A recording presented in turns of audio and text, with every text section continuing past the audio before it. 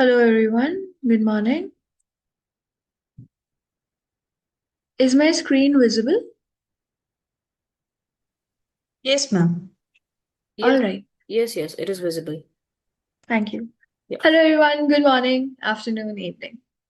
Dear authors and invited guests, welcome to Technical Session 7B. Myself Priyanshi Goyal, and this session would be moderated by me. On behalf of Global Knowledge Research Foundation and GR Scholastic LLP, it is my great pleasure to welcome you all to the 10th International Conference on Information and Communication Technology for Competitive Strategies ICTCS 2025, Jaipur, India. The 10th edition of the conference is being organized in a hybrid mode. The physical event was held day before yesterday in Jaipur, India, and the virtual event is being held through Zoom today and yesterday, that is 16th and 17th of December 2025. I hope you will enjoy the knowledgeable and interactive sessions through the day. In this session, we have 10 presentations. Each presenter will be given 10 minutes for the presentations and 2 minutes for question and answers. On 9 minutes, I'll raise a gentle reminder. I request all the participants to please check their network connections and their presentations so that there is no delay. Furthermore, I would also like to request all the participants to kindly adhere to the timeline so that we can conclude the session on time. There's another request to the participants that you all stay connected with us till the closing remarks. If you have any query or update, then you can write it to me in the chat box. Just before we start the session, I would like to introduce you all to the chair for this session, Dr. Satish Banet. Dr. Satish Banet is an associate professor in the Department of Computer Science and Engineering, AI, Vishwadharma Institute of Technology, Pune, India. He has published 34 research papers in various journals and 17 papers in various national and international conferences. He's a reviewer of reputed national and international journals as well. His areas of interest include data mining, artificial intelligence, machine learning, big data, IoT, and software engineering. Thank you so much for joining us, sir. I welcome you to this conference. Before starting, I would like to request you to share any opening remarks you have for the participants before we formally commence the session. Okay, thank you. Good morning to everyone. My name is Dr. Satish Panay, and I will be chairing this session. So, first of all, thank you for joining us. And this session brings together a set of presentations that explore important and timely uh, aspects of each, and each presenter will share their work, followed by the time for the questioning and discussion. So, I encourage you to engage actively and wish you all the best. Thank you. Thank you so much, sir, for your encouraging words. And with that, I would like to commence today's session. First up, I would like to request Ma'am Arpita Shah to kindly present her paper titled A Hybrid Autoscaling Framework for Kubernetes, Horizontal and Vertical Pod Autoscalers. Do we have you here with us, ma'am?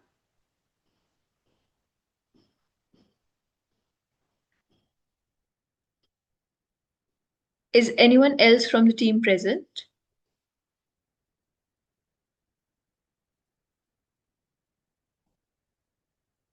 Since there is no response, we'll be moving forward. I would like to request Ma'am Supriya Naras to kindly present her paper titled AI in Software Testing, Automated Error Identification and Resolution. Do we have you here with us, ma'am?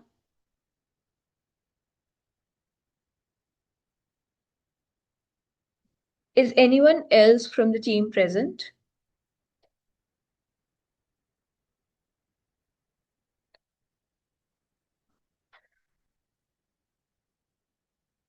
Since there is no response, I'll be moving forward. I would like to request Ma'am Tanuja Hulavale to kindly present her paper titled Automatic Solar Panel Cleaning Robot Using Arduino. Do we have you here with us, ma'am?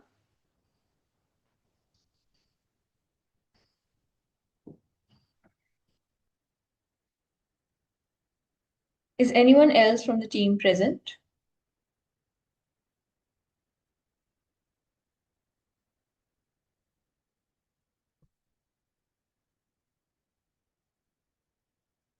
Since no one is responding, I will be moving forward. I would like to request Ms. Shakila to kindly present her paper titled Cybersecurity Using Blockchain Technology for Edge and Smart Devices. Do we have you here with us, ma'am? Yes, ma'am, I am here. All right. Audible, ma'am? Yes, you're audible. Kindly share Uh, your screen. okay, ma'am, 1 minute. Okay, is it visible, ma'am? Not yet. I have presented that. 1 minute, ma'am.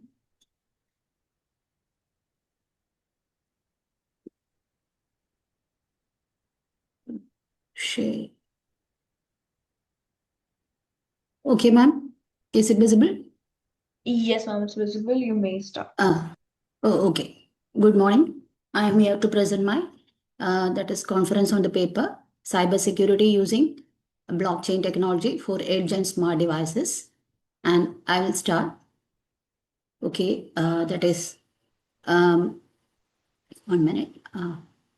And my co-author is Kida, and she is working in Savida University. Now I am presenting it, and that is with the rapid expansion of IoT and edge devices, there are several security risks, and so we are opting for a cyber security using blockchain technology.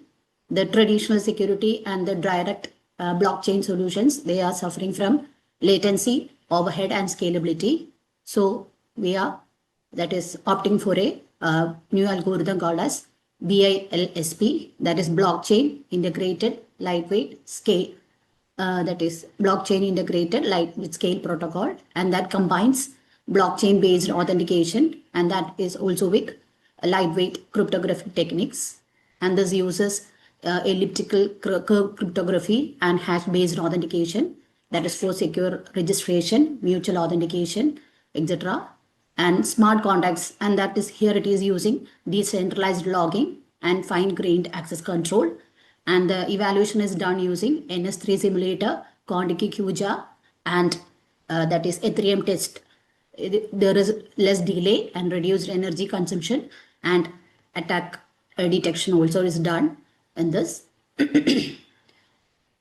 And that is we are in need of this because there are a lot of cloud services, mobile platforms, digital transactions, and there are a lot of cybersecurity risks, and there are malware injections, that is denial of service, unauthorized access threats, and all. So we have to ensure the confidentiality, integrity, and availability, and we are that is using the blockchain, and blockchain enhances the security through decentralization, that is immutable ledger technology and consensus mechanisms, and this provides transparency, tamper resistance, traceability, and for security services applications, and direct blockchain adoption in resource constrained environment faces scalability and overhead challenge, and that is it is requiring lightweight integrated solutions. And here, that is the related works. Related works are centralized security models in IoT and edge computing. It faces scalability, latency, and single issues. That is, there are device level security approaches, that is improves local authentication but relies on partial centralized resilience, and blockchain based architectures, that is decentralized access control, auditing and trust, latency and scalability challenges. And next is the AI driven anomaly detection, and that is with cloud or federated learning improves attack detection, and lightweight cryptography. It is effective for constrained devices while traditional remains costly. Okay, and these are the different gaps. So we introduce lightweight cryptography, that is BILSP, integrates lightweight cryptography with blockchain based protocols and smart contracts to ensure the secure and efficient IoT operation. Next, this is a system architecture and algorithm. System architecture, and this figure consists of the different 4 layers that we have used here: cloud service layer, blockchain network layer, edge device layer, and the user device layer. And that is cloud service layer. It provides the off-chain storage for encrypted logs and supports optional AI-based anomaly detection. and it ensures end-to-end encryption for all data exchanged with the blockchain network. And the next is the edge device layer. It uses embedded security agents with elliptical cryptography and AES for lightweight authentication and data integrity. And the next is it enables the secure local communication between edge nodes and higher layers. And the next is the blockchain network layer. It implements a permissioned blockchain. That is, for it, examples are Hyperledger, Fabric, and all. And they have with smart contracts for access controlling and auditing. And the next is the user and the device layer. And it supports registered users and devices. And it is communicating via MQTT or COAP, that is with web or mobile dashboards for management. And the BILSP, it follows a multi-layer security approach. That is, it is tailored for IoT and edge devices. And during the registration, the device generates a unique ID and a key pair. Then it is verified via smart contracts. Okay. The device credentials and the hashed metadata are immutably stored on the blockchain. And there are nodes-based challenge response ensures secure and fresh mutual authentication. Then session keys are there, encryption and HMAC, and all that they all provide confidentiality and data integrity. And the smart contracts, they log critical events, and that is for tracing, enabling the traceability, auditing, and low overhead security. Then that are about the algorithm and the that is system architecture, and the results that we have found from this are, that is, this was evaluated using the simulators.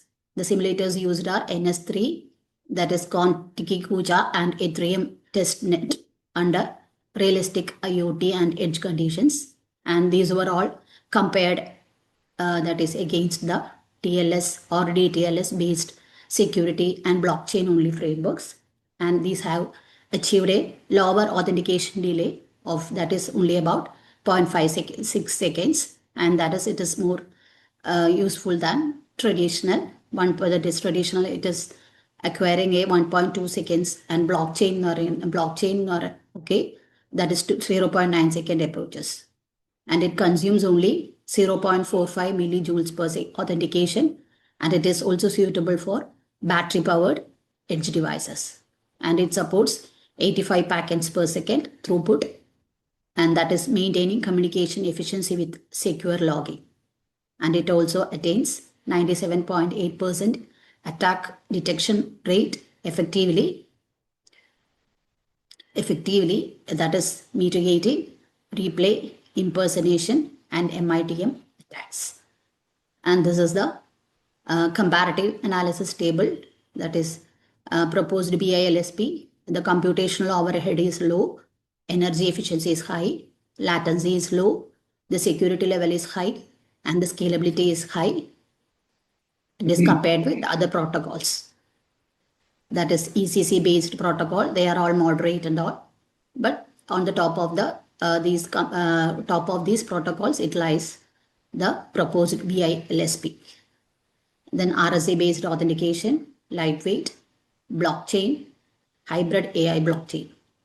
And that is proposed BILSP is having a less computational overhead, energy efficiency is also high, and the latency is low and all. Okay.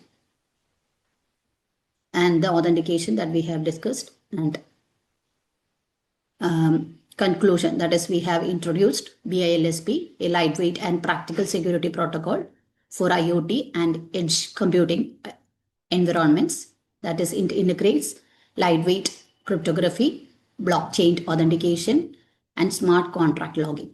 It addresses the key limitations of centralized and blockchain only security models, including latency and energy overhead.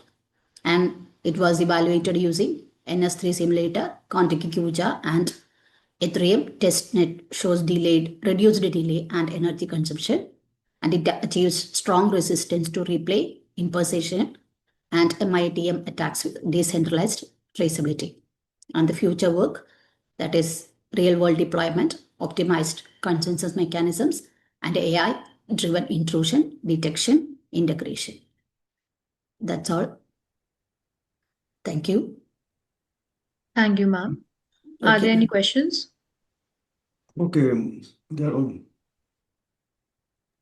How are edge devices and smart devices integrated into the blockchain network, ma'am? Sir, How are edge uh, devices and smart devices integrated into the blockchain network? they are all integrated, can be using this blockchain technology, because Mhm. blockchain technology provides a decentralized ledger technology. So we are intending to integrate with that blockchain technology. Okay. Okay, last question. What cybersecurity challenges in edge computing and smart devices? Sir, once more. What cybersecurity challenges in edge computing and smart devices so motivated the use of blockchain? What are the That is challenges? challenges, that is computational overhead is less low, energy efficiency is high, latency is low, and security level is also high. But there are some challenges, that is it may be costly, sir. That is to integrate this blockchain technology and all. We need some extra cost for this. Okay, thank you. Okay, sir. Thank you. Thank you, ma'am. Okay. Just a second. Uh, can you please stop sharing?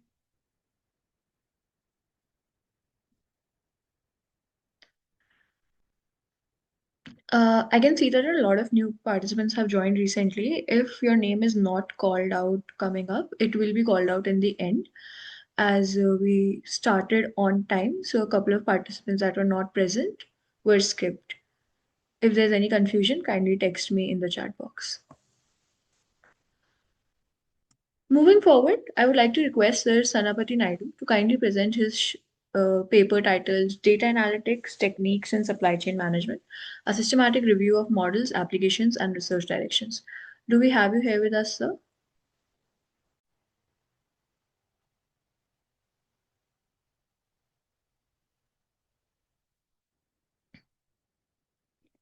Is anyone else from the team present?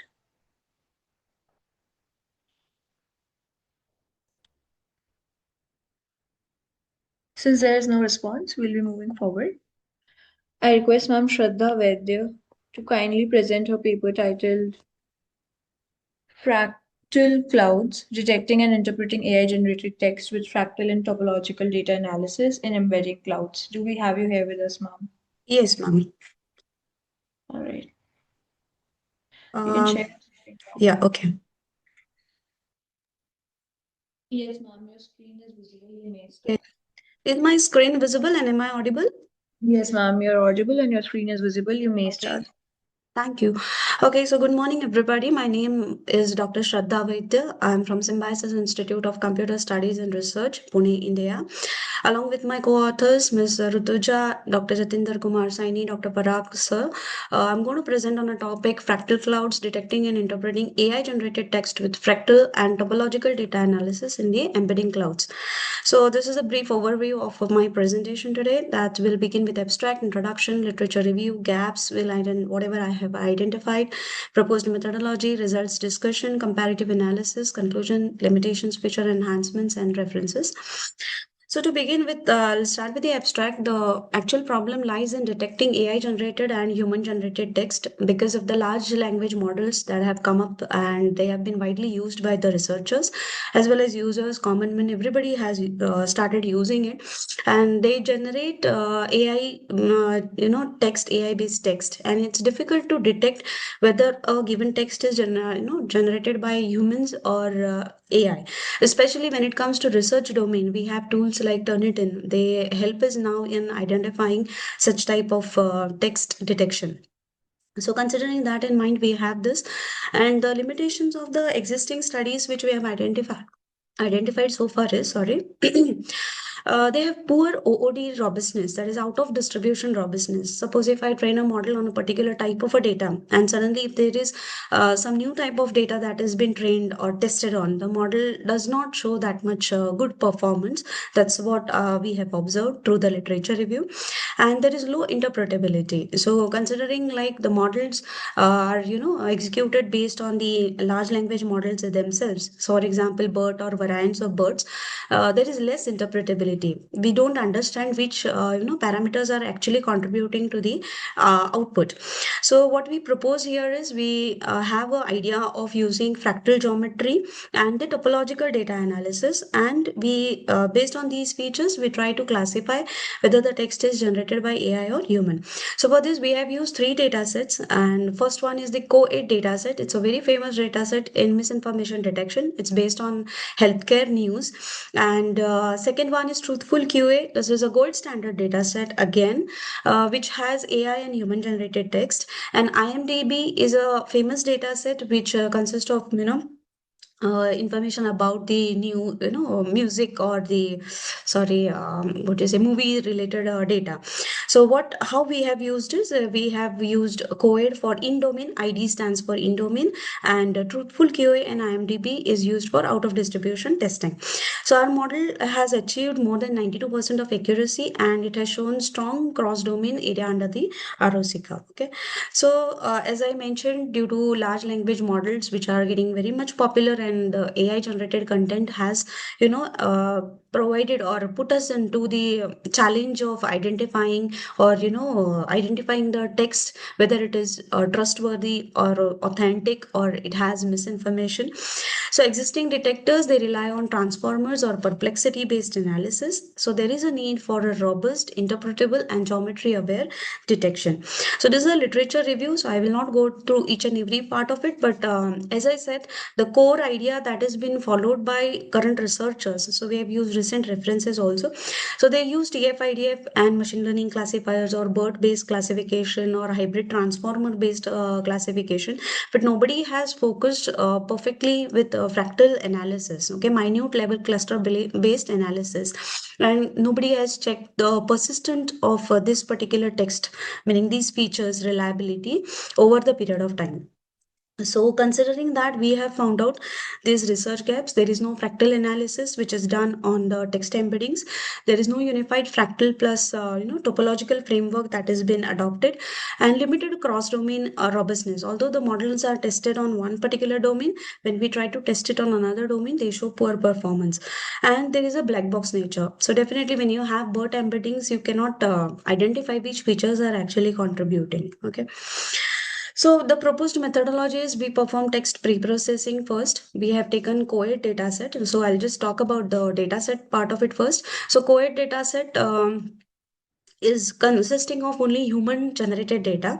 So we converted that into corresponding AI generated text using a large language model named as Mistral 7B Instruct. So that was our first task. Second task was truthful QA dataset, which was used for out of distribution detection. And IMDb dataset also contains only human data information. So we again used Mistral 7B Instruct and we converted that into AI generated text. So that was the first step. We pre-processed, we have used BERT embeddings, and then we extracted fractal features, which consist of two parts. One is fractal dimension and lacunarity. So lacunarity basically identifies the gaps and tries to identify the patterns. Okay. Then topological features consist of Betty numbers and persistence. So we try to identify what is the performance. Okay, whether AI generated text persists a lot or human generated text persists a lot. So that we have seen. Betty numbers talks about the clusters or the loops inside the text. Okay, so it's something which is really new angle which we have applied to this particular problem statement. Then we have done feature fusion and we have used simple logistic regression classifier for the classification. Performance was evaluated based on in-domain and out-of-distribution data sets. So when we talk about results and discussions, we have fractal plus TDA has achieved highest in-domain accuracy of 92.5%. It outperforms even the Roberta and perplexity baselines.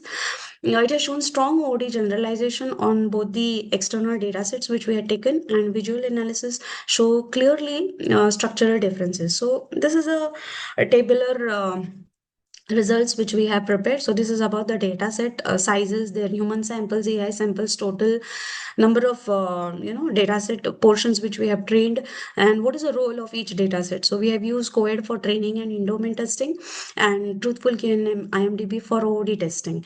So in-domain performance on COED data set, only COED data set, if we consider, we have got around 92.5% of accuracy with our proposed framework. When we went to cross-domain OOD performance, we took both these data sets and we checked whether perplexity, Roberta, or our method is performing better. So yes, area under the curve on both the data set, it is performing better in our using our method. Then we did ablation study as well. So fractal features only and then topological features only we have taken. And then we combined both of them and we found that the combination gives better performance compared to individual features. Cross-model performance in percentage, I think I repeated this on some data set. No, this is area under the curve and recall is also recorded here. Okay. So these are the fractal dimension distributions which we have come across. So you can see in human, it has more fractals compared to AI. Lacunarity says that AI generated text, that what you can see in orange, they persist, meaning there is a common pattern. There is a common pattern which the AI model follows. It doesn't, look like a human generated text, which is sometimes complex to understand because sometimes it varies with the sound, voice, writing style. So that difference is shown here. Betty versus Topple radius also we plotted and we understood that human generated text is highly complex, and then it gets connected components. If we try to find out, human generated text has high level of connected components and then it stabilizes slowly, whereas in AI it is not like that. Okay, it is stable, quite stable. So this shows that there is no variety as such in AI generated writing. If you talk about persistence, AI generated text doesn't persist for long. Okay, AI compared to human. So calibration curve also proves that yes, fractal or the proposed methodology which we have, this orange color line, you can see it is matching the corrected line, the perfect line. Okay. So again, the persistence ROC curve and logistic regression boundaries, if you can see, it is clearly showing the difference between AI and human generated text. So when we compared our model with the existing baselines, those which had used BERT and similar type of approaches, so we got that our model is performing better compared to them, okay, in terms of accuracy, in terms of F1 score as well. So to conclude, we have introduced the first fractal topological framework for AI text detection. It has improved robustness, interpretability, and generalization also. So there are many things which can be extended further. We can try it out on multilingual data. We can do adversarial attacks instead of just taking some other data set. We can perform some paraphrasing, the high level of paraphrasing, and then test the data. So other types of embeddings could also be used. These are the references which we had used for this research. That's it from my side. Any Thank you, ma'am. questions? Yeah. Are there any questions? Okay, Shraddha, just tell me, Yeah. what features or patterns in text are analyzed to distinguish AI-generated content from human-written texts? We have used fractal dimensions and lacunarity. That is the main features. Okay. Yeah. And how to LLM learn language patterns and context from large-scale data? From Large-scale data. so How we should basically LLM? Yeah, no, yeah, I did not please. understand. So what I understood is, first of all, we need to train it on large scale data itself. That is so. Okay. Currently, if you look at my model, I would say that it cannot be actually applied in real life right now with its current form, because we have used only one data set, which is hardly around 2000 information data points. So that is not sufficient. We need to train it on lakhs and millions and billions of data. Then only it is possible. Okay, last question. How does the proposed approach compare with existing AI text detection techniques in terms of accuracy and robustness? Robustness in the sense they have also tried giving some other cross domain data set, but there are very rare cases. And what they have done is they have developed something called a synthesized data sets only. They have not tested on the actual data sets. Okay. Yeah. Nice presentation. Thank you. Thank you, sir. Yeah. Thank you, ma'am. Yeah. Moving forward, ma'am, where is she? Okay, she's not in the meeting. Hello, ma'am. Yes, ma'am. Ma'am, I am Artishwari, number 229, ma'am. But I am Okay, presenting okay. from Yes, ma'am. some I was other just, login, ma'am. yeah, okay. Yes, Okay, you can present, ma'am. okay, ma'am. It's okay, ma'am. You present it as it is. You present Okay, as that. okay, No ma'am. worries. Please. My title is, good morning to everyone. My title is Emotional Intelligence and Digital Leadership Driving E-Government Transformation through ICT. Why I have chosen this topic is because I am doing my PhD now. My research topic is emotional intelligence. My research area is emotional intelligence. That's why I have chosen this topic. Excuse me, ma'am. Just a Yes, second. ma'am. There's background disturbance from your end. The background disturbance.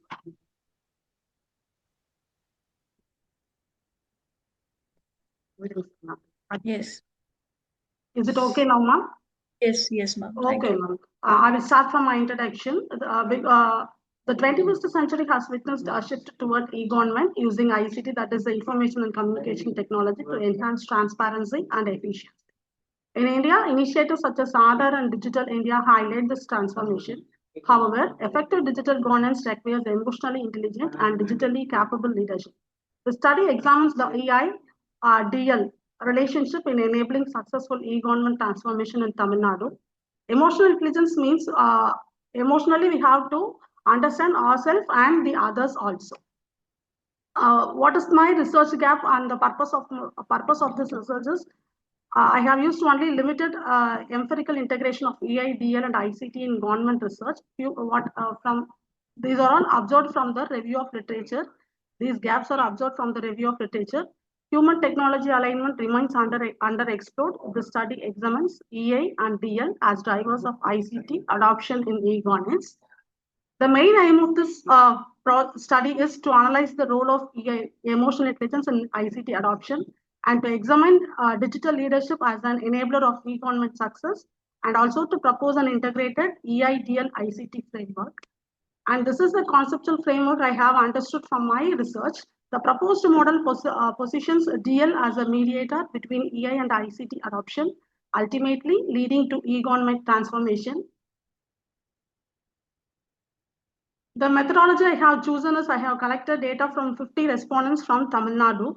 The study adopted a descriptive and as well as exploratory research design to examine emotional intelligence, digital leadership, and ICT using in e-governance. Using purposive sampling data were collected from 50 respondents in Tamil Nadu, including government officials, educational leaders, and ICT administrators across different managerial levels. EI, DL, and ICT adoption were measured using validated scales. That is, I have used emotional competency inventory model, Westerman Higgs UN framework, collected from UN frameworks. Data were analyzed using SPSS, that is statistical package for social sciences, with DL conceptualized as the mediator between EI and ICT adoption. What I have but I missed to add the tables from the last presenter only. I understood that we have to add tables, but I have given only the results in this in all my statistical analysis. First, I started with the descriptive statistics. The descriptive results show that respondents have relatively high levels of emotional intelligence and digital leadership with mean scores close to 4. I received for all, I got nearly 3.6, 3.7 like that. That is, the result is closer to 4. ICT adoption and perceptions of e-government transformation are also positive. Moderate standard deviations indicate some variations among respondents. Slightly negative skewness and near zero cutoffs suggest that the data are approximately normally distributed, making them suitable for further statistical analysis.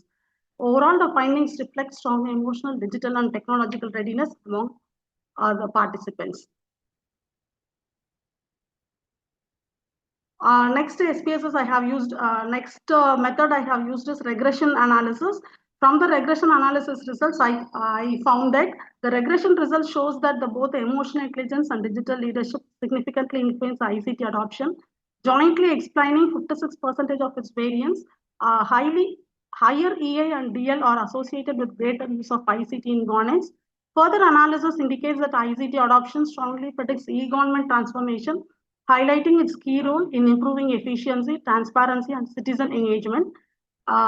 Overall, AI and DL act as critical drivers of ICT adoption, which in turn enable successful digital transformation in the public sector. Next statistical method I have used is cluster analysis. From the cluster analysis, I found that the cluster analysis grouped respondents into two clear profiles based on emotional intelligence and digital leadership. Cluster 1 shows the high EA and high DL group showed high ICT adoption and strong e-government outcomes, indicating effective citizen-centered digital governance. That means people-oriented digital governments. But the cluster 2, in contrast, the low EI, low DL group reported low ICT use and weaker e-government performance. This clear difference confirms that EI and DL work together to drive successful ICT adoption and digital transformation in governance. Next statistical method I have used here is exploratory factor analysis, that is the EFA. The exploratory factor analysis identified 4 clear factors: emotional intelligence, digital leadership, ICT adoption, and e-government transformation. All items showed strong loadings on their respective factors, above 0.60 with very low cross loadings. This confirms that the measurement items accurately represent their intended constructs and that the scale structure is reliable and valid for further analysis. Next method I have used is structural equation modeling, that is SEM. The SEM result shows that it confirms that emotional intelligence and digital leadership significantly influence ICT adoption. The ICT adoption strongly drives e-government transformation. Leaders with higher EL and DL are more effective in adopting digital technologies, which leads to improved efficiency, transparency, and citizen engagement. The model shows a good fit CFI is equal to 0.94 and RMSEA is equal to 0.05, supporting the proposed framework where ICT adoption mediates the relationship between EI, DL, and e-government transformation. From the results I have read out from the previous slides, the following discussions are given here. The study confirms that emotional intelligence and digital leadership are key drivers of ICT adoption and e-government transformation. Results from regression, cluster analysis, and SEM consistently shows that leaders with higher EI and DL adopt digital technologies more effectively. EI supports ICT adoption by helping leaders manage emotions, reduce resistance, and encourage collaboration during digital change. DL further strengthen ICT integration by aligning technology with organizational vision and strategy. ICT adoption acts as a mediator, translating leadership competencies into improved governance outcomes such as efficiency, transparency, and citizen engagement. Cluster analysis highlights that leaders with both high EA and DL achieve superior digital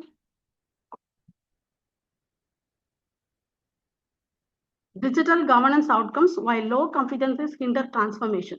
Overall, the findings align with national and international studies reinforcing that successful e-government requires a strong integration of emotional, digital, and technological leadership capabilities. The practical implications from the study shows that the study suggests the public sector organizations aiming for successful e-government transformation should invest in EI development programs to enhance self-regulation, empathy, and interpersonal effectiveness, build a DL competencies including strategic ICT planning, technology literacy, and change management skills, focus on ICT adoption initiatives that integrate leadership capabilities with technological implementation, ensuring that digital tools achieve intended governance outcomes.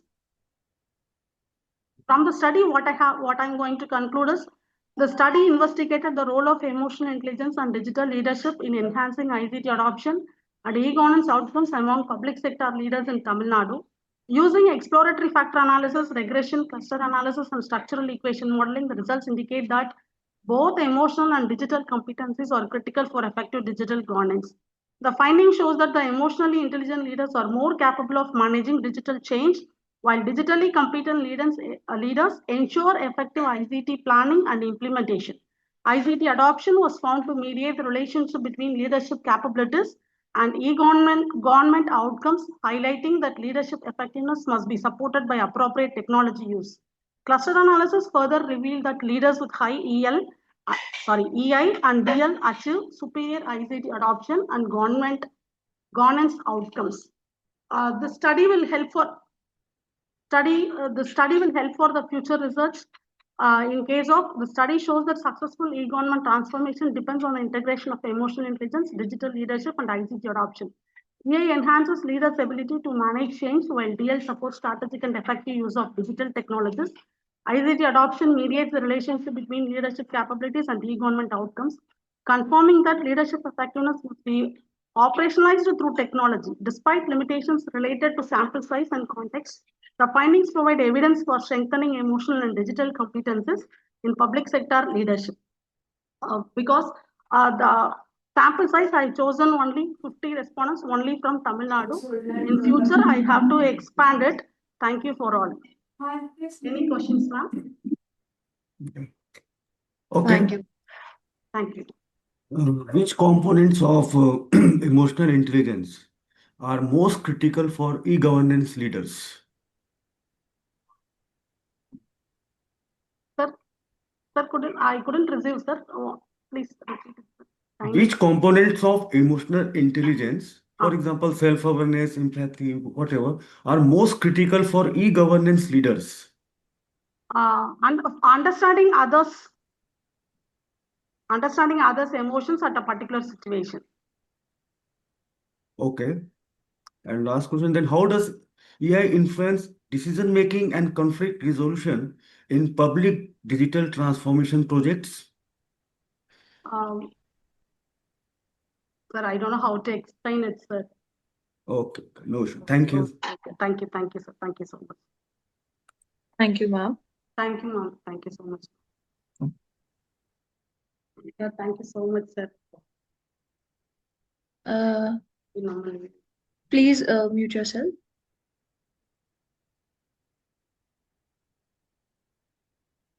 Moving forward, I would like to request Sir Tomoki Suji to kindly present his paper titled Scheduling Algorithm with Setting Semi-Highest Priority and Schedulability Test. Do we have you here with us, sir? Yes, ma'am. All right. Yes. You can share your screen. Okay. Sure, shuts the moment, please. Sure.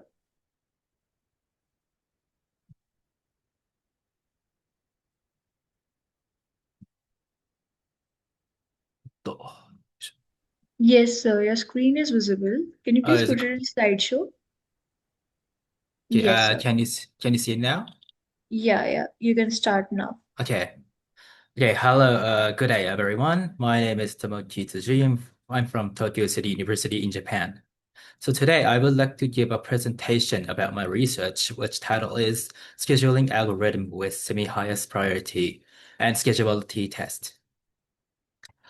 This is in this presentation, this is a procedure by this index. First of all, background. In recent years, due to the development of technologies, current real-time systems require a multiprocessor environment and a high-performance platform. However, scheduling algorithms for multiprocessor environments have not been established. So as the candidate, EDF, which is optimal in single processor environments, is not, it will cause a lot of deadline misses in multiprocessor environment. So this algorithm is under studying. So next is conventional methods. First of all, EDF. These algorithms give highest priority to the task which has early deadlines. A good aspect is the algorithm is very easy and it has few context switches. However, it will cause a lot of deadline misses. So this figure shows which task activated and executed at which time.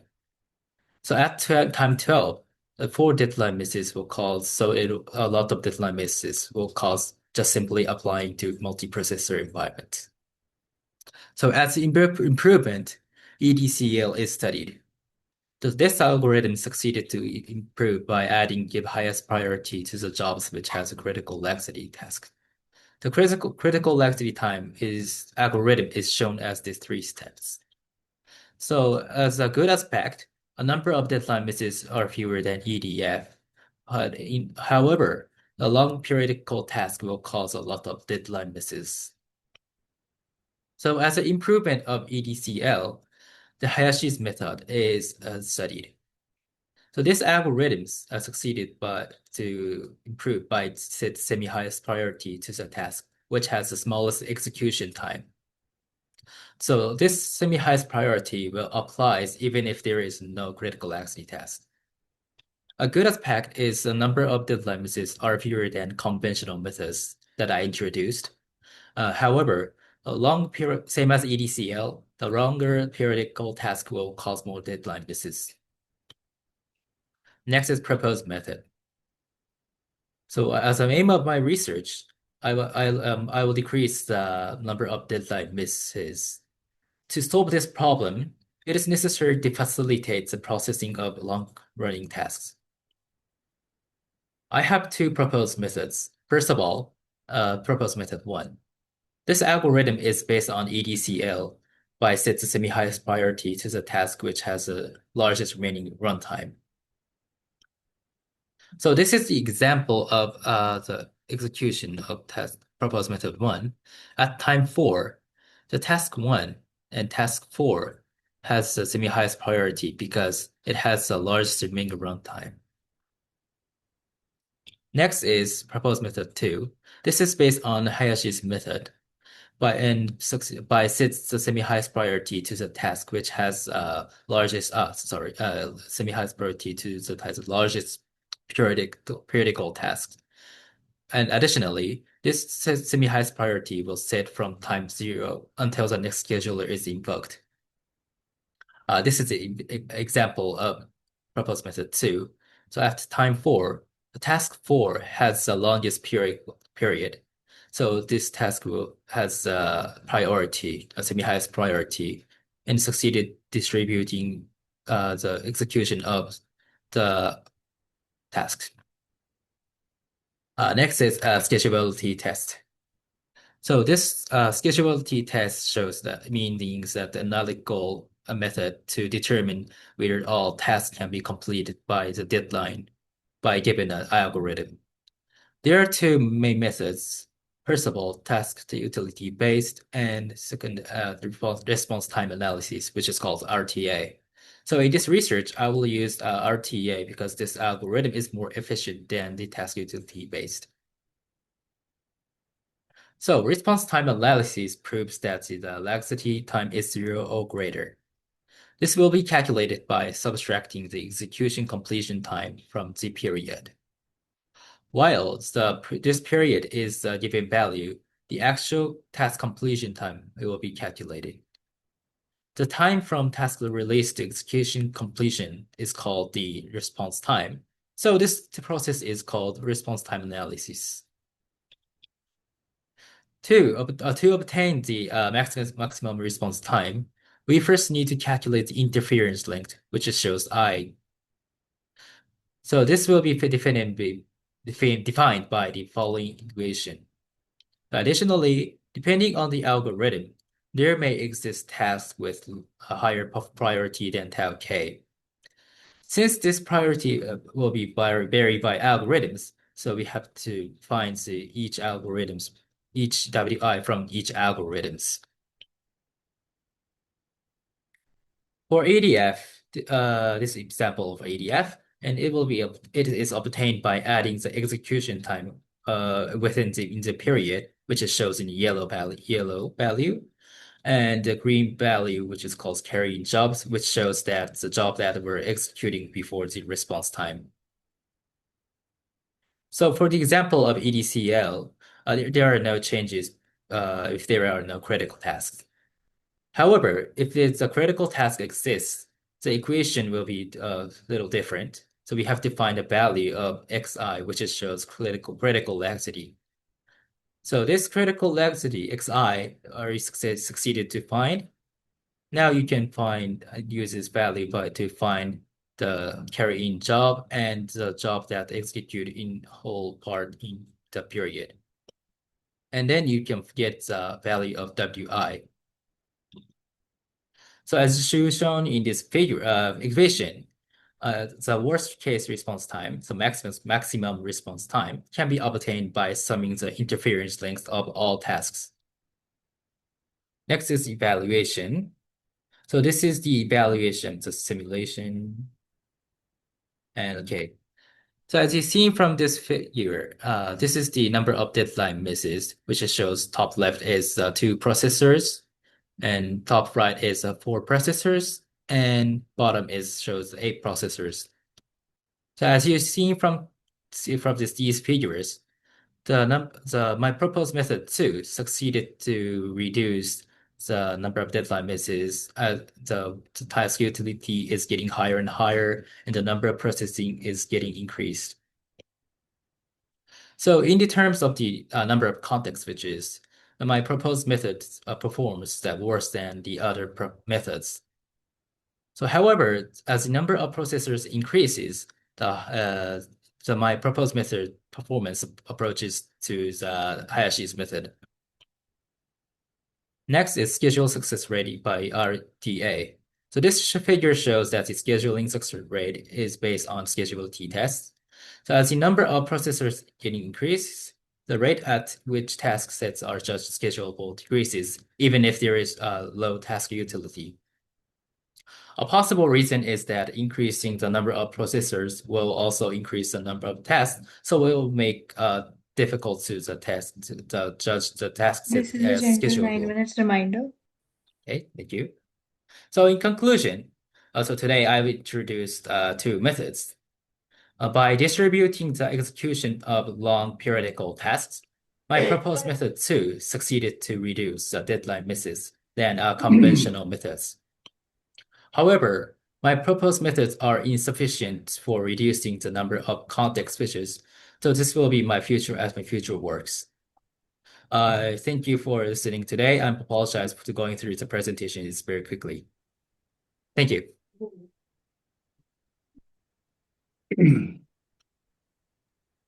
Okay. Okay. Now, my first question is that how does the Yes. proposed algorithm compare with classic algorithms like RM or EDF? Like EDF. Sorry. I forgot. If not, so EDF value will getting a lot, again, a lot of deadline misses. So Mm-hmm. the figure will be going shrink. So I extract the EDF. So EDF will getting worse than the conventional methods. Okay. So, does the algorithm support preemptive or non-preemptive scheduling? Oh, sorry. Pardon? Does the algorithm support preemptive or Support non-preemptive scheduling? my proposed method. Yeah. Uh, Sorry. Could you say it again? Okay, sure. Maybe my Okay, network is bad.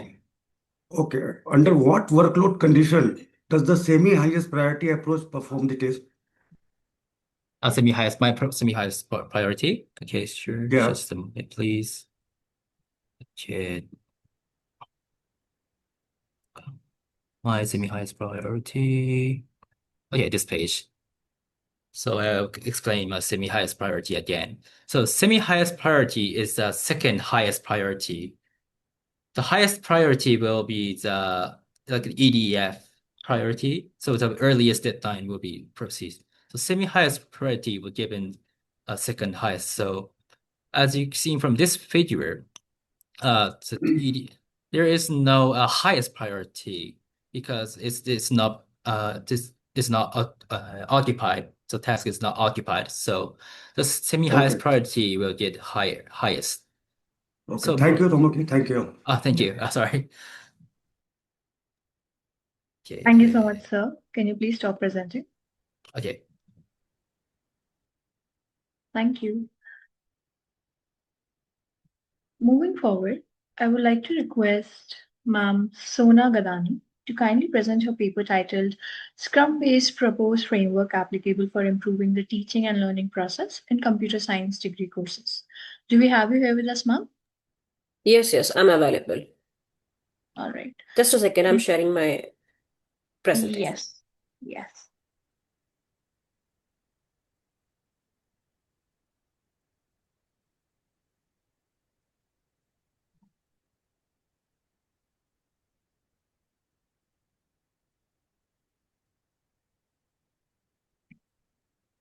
Is my slide visible?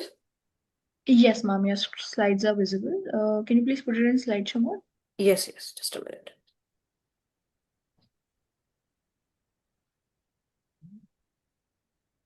Is it okay?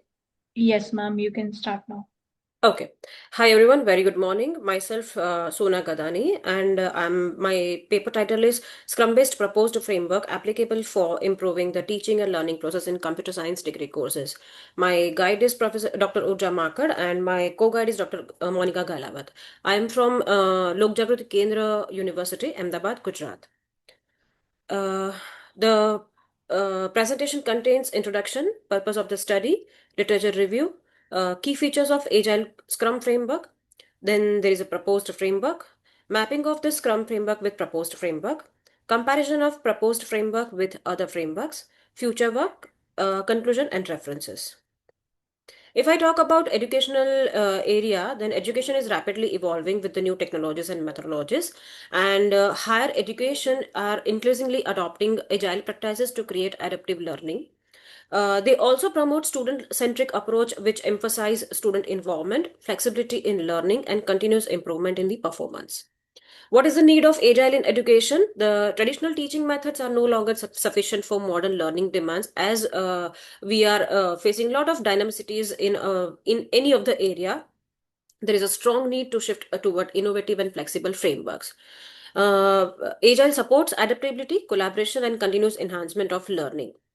Agile methodology in academia, the educators are integrating these principles into teaching and learning process, and thus Agile promotes flexibility in instruction.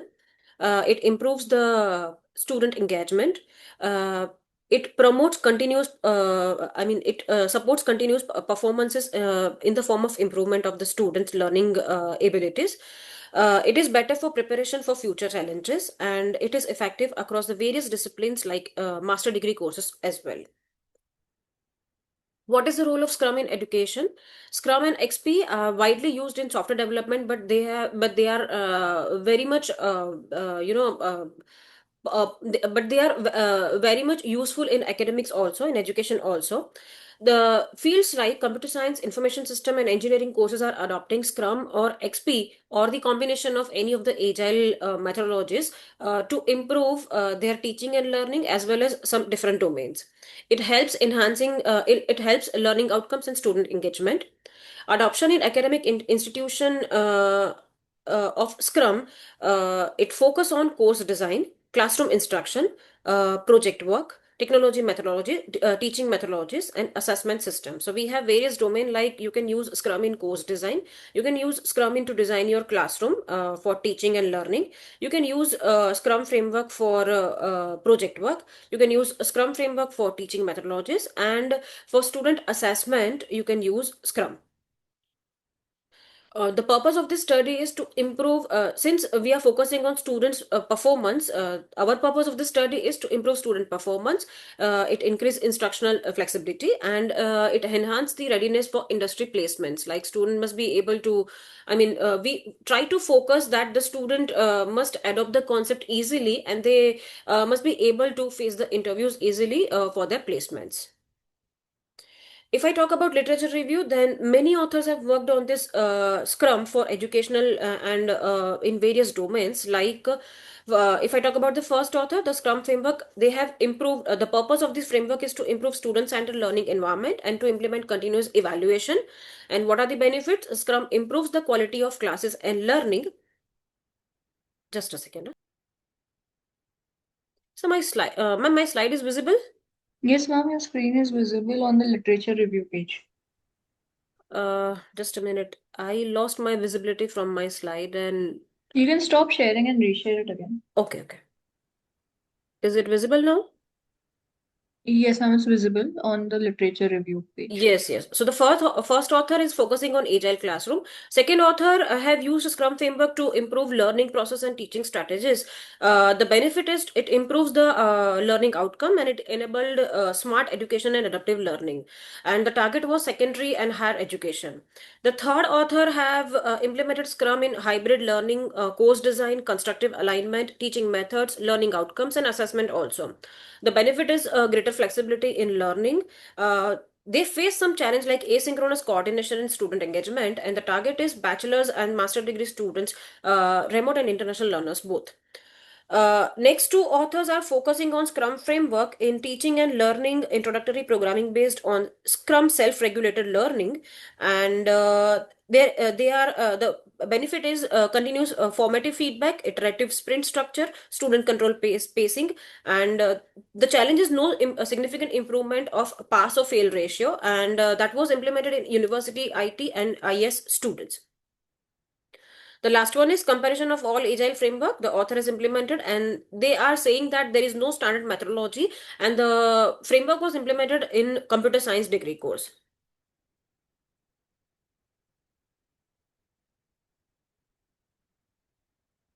Next one is, if I say the next author has used EduScrum for the learning process, and the benefit is real world project outputs and improved teamwork, adaptability, and to the academic calendar. And the challenge they are facing is scalability concern, constraint flexibility in task selection, and need to modify meeting formats, and that has been implemented in computer science course.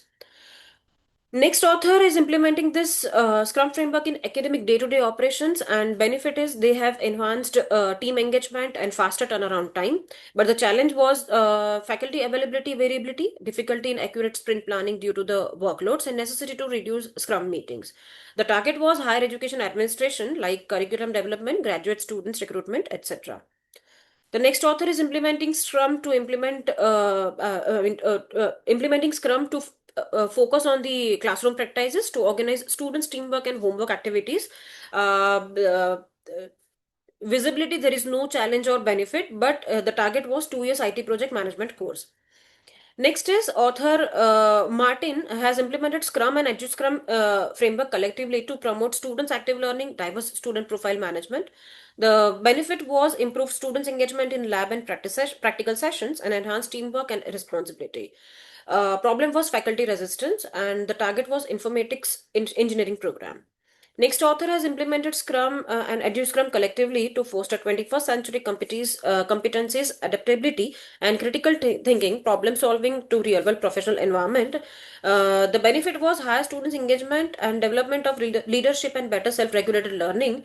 And the challenge was significant shift in teachers' role, time, and preparation demand, and that was implemented in secondary school students, undergraduate, and graduate students' diverse academic programs. Next, if we focus on rest of the authors, then the Scrum and EduScrum framework was used like real world industry projects, then curriculum design to address the shortcomings of traditional classroom management and applied online education. It has also been implemented in project-based learning software. It has implemented to check the effectiveness of Scrum in project-based learning and for cooperative learning and cooperation strategy. Few benefits like higher student engagement, then greater adaptability, enhanced teamwork, collaboration, then clear task distribution, reduced time conflicts, adaptive and iterative planning, proactive monitoring of progress. Few challenges like time management, dependency on external stakeholders, need substantial time and resources, difficulty in backlog prioritization, then initial learning curve, need for continuous supervision. There was a problem of time management difficulties, communication breakdown, etc. The target was like master degree program, undergraduate IT program, then higher education for software development course, master degree, etc. So these are the literature. This is the literature review of different authors who have used Scrum and EduScrum in various areas of education. If I talk about the key features where the authors have focused, like inception, adoption, collaboration, transparency, student-centered learning, adaptive learning, smart learning. They have also focused on continuous feedback, self-regulated learning, self-assessment, improved teamwork, enhanced team engagement, leadership, active learning, time management, task management, and continuous improvement. So various authors have incorporated and focused on various key features. Based on this literature review and the key features, and considering these key features, we are proposing a model like of a Scrum framework in education to improve the teaching and learning process. If I explain this model, then I'm targeting the different roles, like this product owner is director over here, and product backlog is our list of subjects like database management system, operating system, Python, Java programming, or any list of subjects which we are supposed to teach in individual semester. Then if I talk about the scrum team, then here we have HOD and professor forming a scrum team. Ma'am, And this is a gentle 9 minutes reminder. yeah, Kindly wrap up. yeah. And this is the sprint planning. They select the subject and schedule planning. Then sprint backlog, if I talk about in our unit, then unit planning of selected. Yes. Nothing. Please continue. Okay, unit planning of selected subject, like if in one unit I am having basic of database, types of databases, advantages of database system, and file system, then the scrum will be continued of 3 week cycle, and every 24 hour there will be check. So scrum master and HOD will focus on this 3 week cycle. So students will be taught for 21 days continuously for individual subject. Then if I talk about daily scrum meeting, then we have lesson plan tracking. We are sharing the entire session plan to the students, and we will track that in single session how many topics have been covered. So once we are done with 21 days of this teaching, there will be a final exam of individual subject. Ma'am, I'm Yes. sorry. I request you to kindly conclude. You have crossed the 10 minutes, ma'am. Okay. I'm sorry. So this was the comparison, and this is what the comparison of other frameworks with Scrum, and this is the conclusion that proposed framework offers. And actually, we are implementing this framework in our institute to check the students' placeability and student adaptability. So that's it from my side. Any Okay. questions, sir? What are the core values and principles of the Agile Manifesto? Sir, basically it's collaboration and continuous feedback and adaptability. And what metrics are used to measure improvement in teaching effectiveness and student learning? So we are focusing on time metric. Okay, and what are the last question? What are the limitation of Agile? Sir, I think people are not that much flexible. I mean, if I talk about professors, so there may be the biggest challenge to complete the single subject in 21 days. There can be the pressure. Okay, thank you. Yeah, thank you so much, sir. Thank you so much, ma'am. Thank you, ma'am. Thank you, sir. Moving forward, I would like to call again Ma'am Arpita Shah to present her paper titled A Hybrid Autoscaling Framework for Kubernetes, Horizontal and Vertical Pod Autoscalers. Do we have you here with us, ma'am? Yes, ma'am. Am I audible? Yes, ma'am, you're audible. Okay. So I'm going to Please share share my your screen. screen. Yes.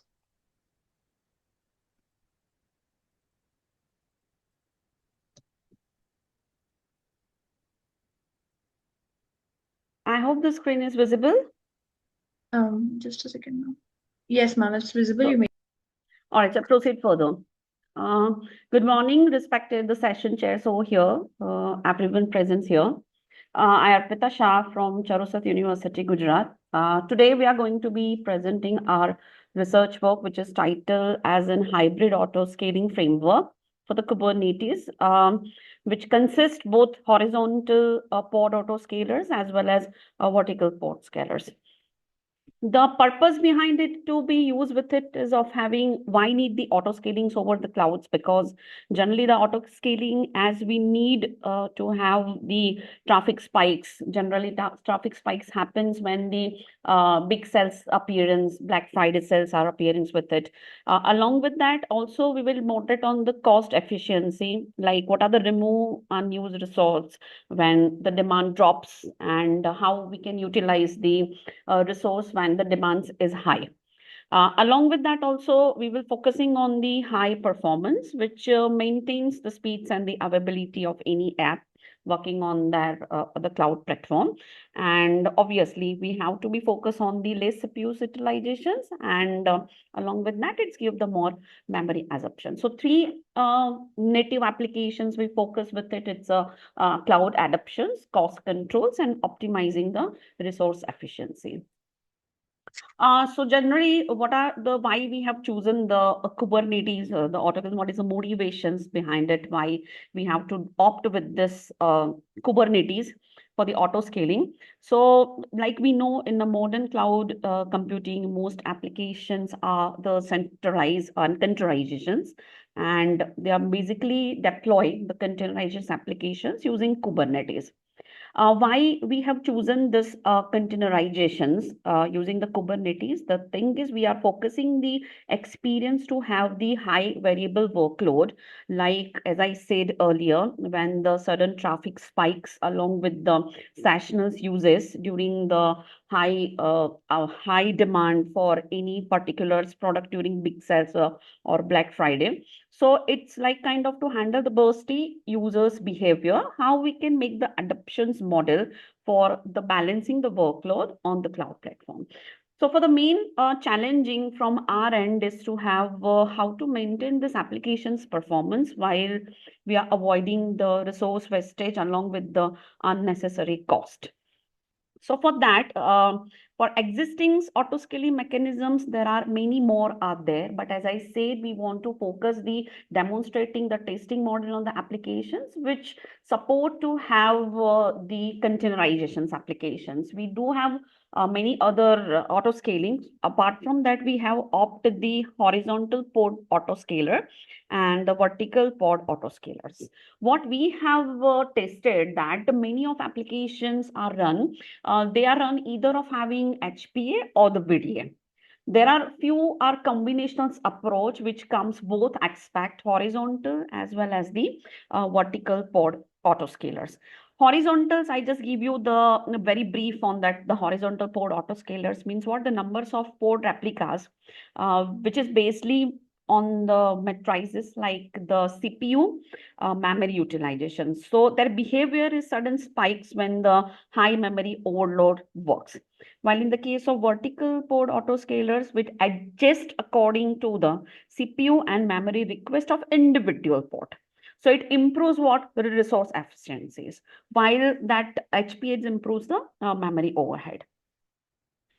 This is just background. I just listed that the Kubernetes architectures and along with those major applications. So we focus on the API server. Why API servers? Because we want to be handle the entry point as a number of customers or the consumer request, and we need to handle all the requests, whether it is a high or a low request.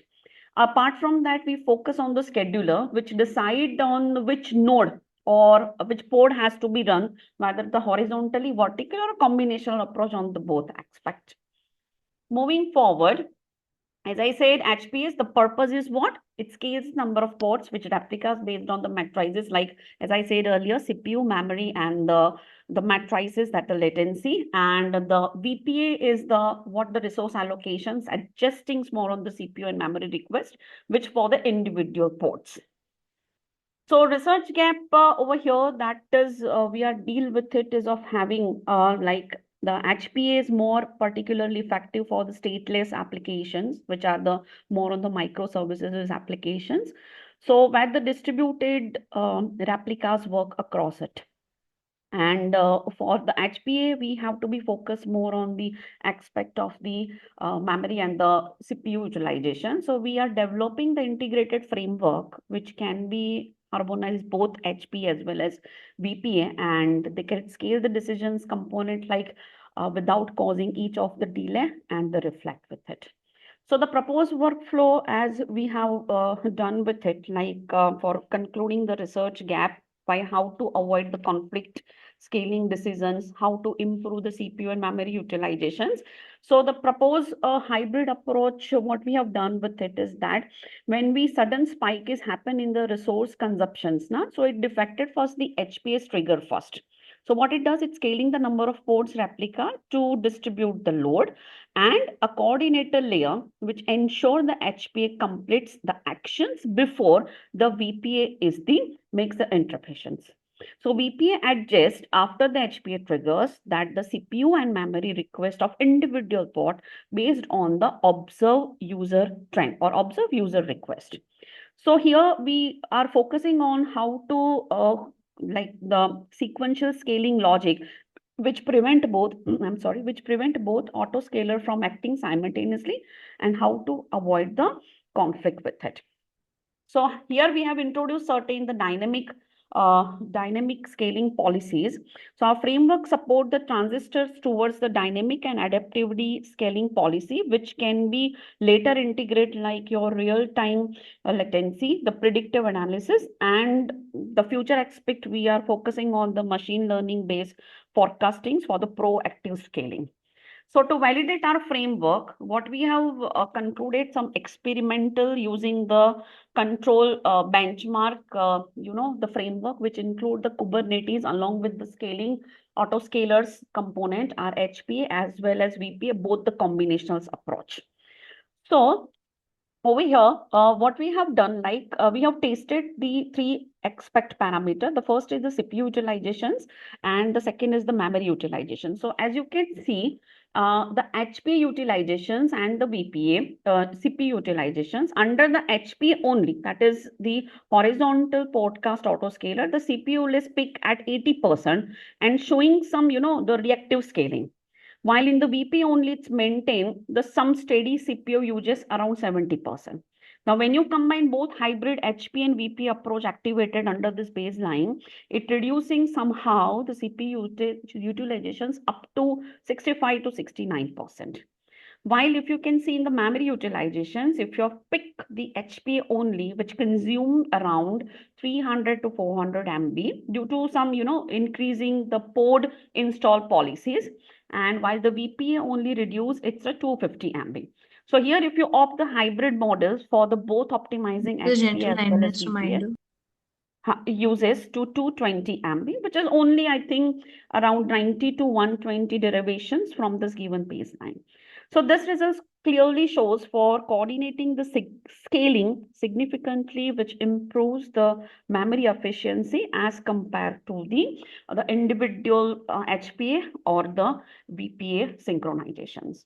So our key contribution is over here.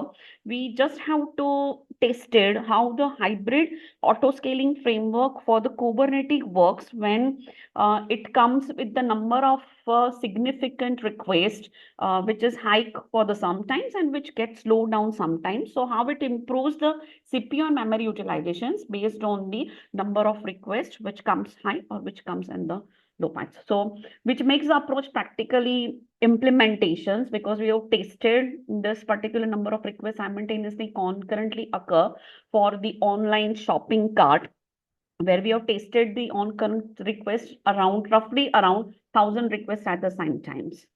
So we will focusing now more on that, how to integrate the auto clustering for the node level scaling. And we want to add one of the ML component, which goes on more on the predictions based analysis, which can be work for the multi-cluster environment, because this we have demonstrated only on the AWS cloud platform. Now we want to work the same approach for the multi-cloud deployment, which generally we are trying to cover for the GCP, Azure, as well as for the IBM. Thank you so much, sir. Thank you, ma'am. Are there any questions? Okay.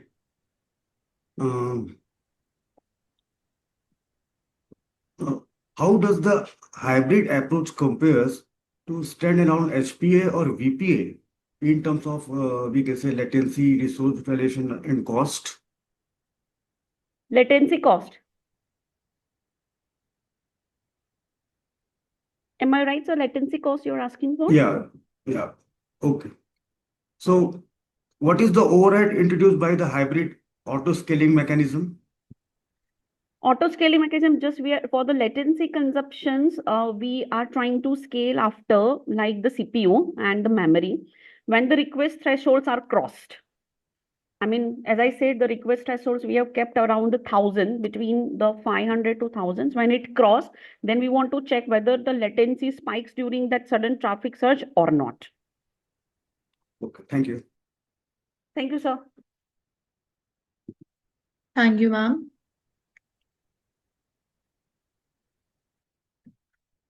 Moving forward, I would like to again request Ma'am Supriya Naraz to kindly present a paper titled AI and Software Testing, Automated Error Identification and Resolution. Do we have you here with us, ma'am? Yes, ma'am, I'm here. Thank you for the opportunity. Yes.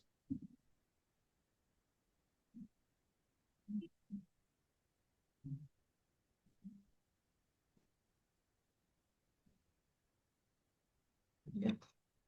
Is my screen visible? Yes, ma'am, your screen is visible. You may start. Yeah. Thank you very much.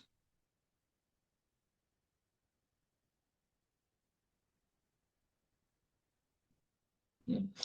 Good morning, one and all. Thank you for this opportunity. Good morning, respected sir. My paper ID is 169. Paper title is AI in Software Testing, Automated Error Identification and Resolution. Authors are Kasif Kamar and myself, Supriya Narad. These are the contents. So the combination of AI with software engineering will result in innovative changes.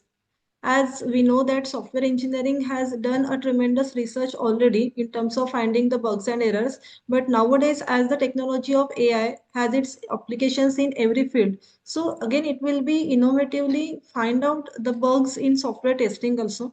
So detection of defects, then software testing and maintenance and changing of entire life cycle of software development will be precisely designed here.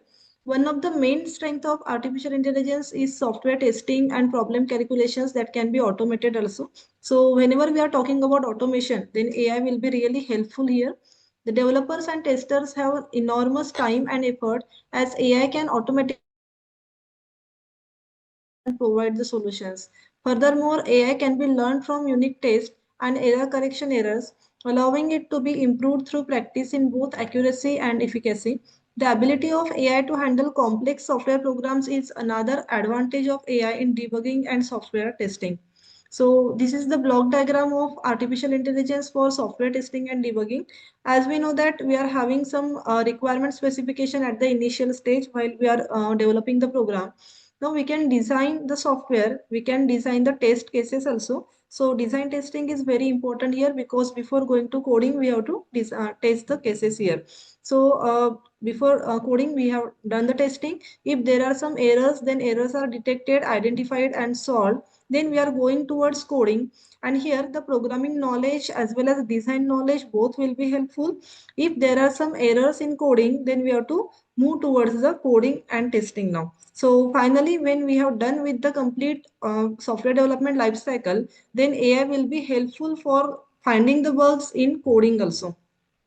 We will look at the profits and limitations of using AI in software testing and debugging. The manual testing with human testers is the gold standard for software testing and debugging, as we know. But with this effort, time, money, and mistakes are potentially done. So whenever we are going for manual testing, then there may be a time which is involved as a great factor, we can say. It can take too long to identify whether a human tester is wrong or a mistake that can improve time and money to the complete development process as well. Now, these are some of the other features of AI-driven quality testing or test tools also. So, maximum code coverage in limited time, as we can save the time. Then AI-enabled error identification. It can help for intelligent requirements gathering, like we are testing one code, one module, but it may require some other data from another module. So it will be integrated and it will be helpful in that case. Then faster decisions with AI, then simplified exploratory testing, AI powered visual UI testing and monitoring also we can use. So it will be a great benefit to use other UIs also, and it will report the test cases as well. This is the review of some of the published papers in this domain. So the first researcher have worked on AI enhanced code reviews, and the results are like AI can enhance code quality through automated reviews, improving code structure and performance. Then another researcher, second, has worked on AI for defect analysis and reporting. So here the AI algorithms analyzes system logic to detect and reduce errors in real time, streamlining operations and improving the product quality also. Then another researcher have done the research for AI techniques for automating, optimizing software testing. So here AI offers solutions for automating and optimizing the software testing process, which is needed for faster software releases. Then the fourth researcher work on impact, problem, challenges, and prospects of AI in software testing. Here, the artificial intelligence capacity to manage intricate tasks, analyzes extensive data sets, and learn from past errors. It accelerates defects identification and resolution also. Then Anita Pal, researcher, work on self-healing test automation wearable devices. So this is something new in the era of AI, we can say. So AI is redefining how teams approaching testing using AI algorithms and machine learning for quality assessment. Then there is again another researcher work on smarter software testing with AI. So here the AI augments engineers' capabilities in software testing is done. Now, why we are using AI for automation testing? So here we are having some of the features like we have discussed before also, like enhanced accuracy is there, greater test coverage, improved regression as we are using AI, so regression will be improved. Then automated API test generation, like we are creating here an API platform also. Prognostic analysis can be done, emerging and evolving bots can be used. So nowadays, this is again one of the field for research, we can say. Then enhanced writing of test cases can be done. Self repair of selenium test. So selenium tests are already available, but again with AI, the code can self repair. It conducts visual testing. It can be enhanced defect tracking, and it can save the money as well as time. So the results of this study will be significant and advantageous to the software development and the whole team. This research aims to identify the most effective artificial intelligence driven testing techniques for automated error detection as well as correction. It will enable software development teams to improve the reliability and quality of their software products as well. So here I want to conclude that this research paper collectively underscore the importance of adding AI to software testing. It marks deep innovation in the software development lifecycle. With its ability to recognize flaws and promote aggressive error repair, AI impacted processes, it meets the emerging needs of accelerated and reliable software releases. The ability for AI to process complex data records, learn from previous mistakes, and predict possible weaknesses improves software performance. It also reduces development cost and streamlines time to market. Then, nevertheless, the challenges in its implementation and the need to continually improve the participating AI tools, and hence this trend is unmistakable. That is, we can again forward, we can work on the same trend for AI in software development. These are some of the references that I have used for this research. Thank you. Thank you, ma'am. Okay. What type of error are best suited for AI-based automation identification compared to traditional testing methods? Okay, so sir, errors like that we have discussed about, there can be some manual errors when we are designing the layout, or we can say the module structure. So I'm working upon designing the software, but I don't know how it will be processed when I'm going for coding as well. But again, suppose there are no errors in designing, but when I have started for coding, then I find out that there are some errors in coding. There can be some errors in integration of the software modules also. So these errors can be predicted, sir, because when we are going towards manual testing only, then prediction part is not there. But when I am using AI Okay. as a software tool, then prediction can be made very easily so that my future work can be enhanced and no time will be wasted for future enhancement. So I think that will be the best benefit of AI for predicting the errors or future errors. Okay. Last question is, what limitations in conventional testing motivated the use of AI in your approach? Yeah. So yeah, there can be some limitations like suppose I'm using some AI tools which are available online. So every time the modules we need to upload, we need to share it on such a server where the data can lose. So I think this is one of the challenge, or I can say disadvantage also. Like before some days we have tested some photos by using AI, like we can create a photograph for our feature or whatever prompt we can give. So that time also we received some comments like sharing of data will be dangerous with the servers or with AI. So I think this can be one of the challenge or disadvantage, sir. Very, thank you. Yeah, thank you, sir. Thank you, everyone, for joining us. I sincerely thank all the authors for their excellent presentations. Just can whoever is unmute, can you please unmute yourself? Thank you. I sincerely thank our authors for their excellent presentation and contributions in this session, and all the participants for being a part of this international conference. I hope this session was informative enough. We, on behalf of the whole team, thank you for the support during this 10th version and all the previous 9 versions of the conference. We'll be happy to have you in the 11th version in 2026 as well. Please note that all the presenters will be getting their digital certificates through email within 2 working days. The publication will be live within 7 to 8 months. Kindly cooperate with the team of ICTCS 2025. I would also like to thank our session chair, Dr. Satish Banet. Thank you so much, sir, for joining us to chair this session. Here is a small token of appreciation from the team of ICTCS 2025, as well as Global Knowledge Research Foundation and partners. Before concluding the session, I would like to request you if you have any closing remarks for the participants before we finally close the session.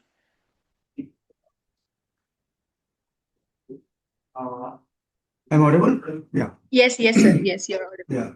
Yeah, I would like to sincerely thank all the presenters for their insightful and high quality presentation. And the discussions today have highlighted important perspective and open avenues for further research and collaboration. So I wish you a productive continuation of the conferences. Thank you very much. Thank you so much, sir. Thank you, everyone, for your valuable presence. And thank you so much for joining us. Before we end the session, I would like to request everyone to kindly switch on their cameras so that we can take a quick snapshot of the conference and then conclude it. Thank you so much, guys. Thank you for joining us. Have a great day today. Bye-bye.